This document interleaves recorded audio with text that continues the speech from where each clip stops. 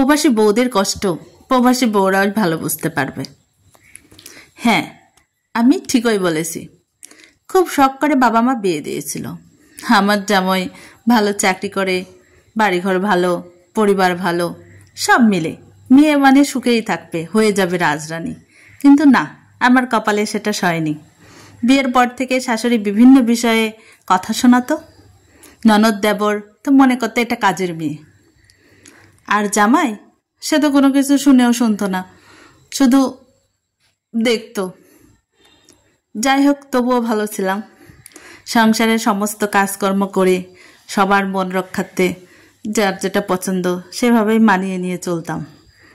কিন্তু কিছুদিন পরে শুরু হলো আরও অত্যাচার। আমার জামাই দেশের বাইরে চলে গেল, টাকার মেশিন হয়ে গেল।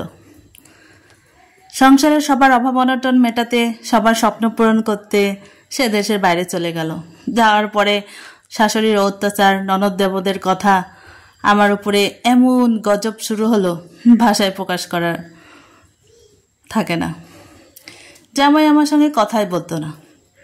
মাঝে মাঝে রাতে ফোন দিত, কিন্তু যখনই তার মা বাবা ননদ দেবরের বিষয়ে কথা উঠতো তখনই সে ফোন কেটে দিত।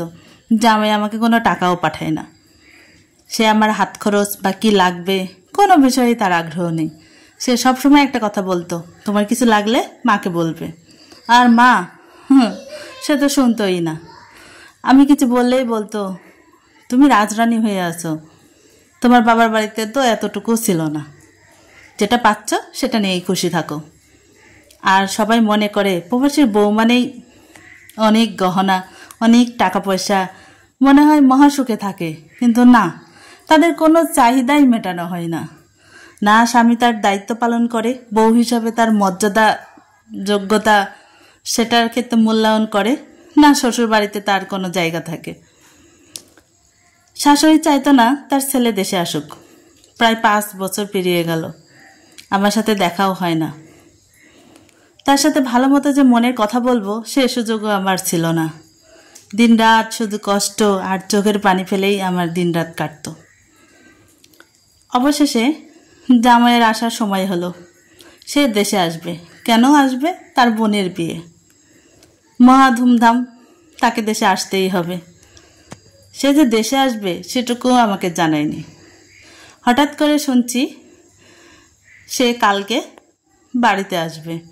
সবাই এয়ারপোর্টে গেল রিসিভ করতে, কিন্তু আমাকে নিয়ে গেল না। তবুও আমি খুশি, কারণ এতদিন পর আমার ভালোবাসার মানুষকে আমি দেখতে পাবো। তারা সবাই বাসায় চলে আসলো। আমার জামাই আসলো, প্রায় 2 ঘন্টা পেরিয়ে গেল, কিন্তু সে আমার সাথে একটা কথাও বলল না। কোনো কথা নেই, একবার বললেও না আমি কেমন আছি। অনেক রাত হলো, খাওয়া শেষ হলো, আমরা রুমে গেলাম। তখন গিয়ে তার সাথে আমার কথা হলো, কিন্তু সেই আগেকার যে ভালোবাসা, যে চাওয়া, সেটা তার মধ্যে নেই। অনেক পরিবর্তন।